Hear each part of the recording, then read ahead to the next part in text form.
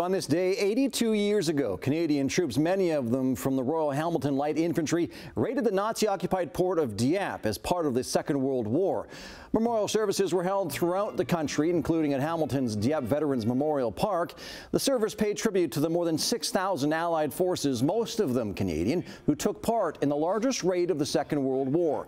Over 1,000 Canadian soldiers, sailors, and aircrew lost their lives during the raid.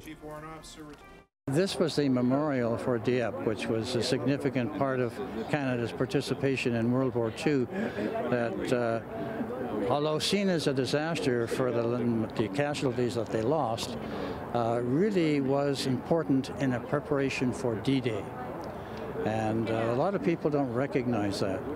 And so that's why this is so important. And I think this is such an appropriate place to have a memorial on the lake, because it was an amphibious landing in France. Almost 600 soldiers from the RHLI, along with many other units, staged a massive division-sized raid on the French port of Dieppe.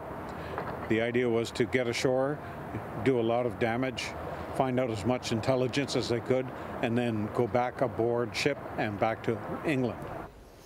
Of the nearly 600 Royal Hamilton Light Infantry members who took part in the raid, 197 of them were killed, marking the greatest single loss of life of Hamiltonians to date, and nearly 300 were wounded or taken prisoner.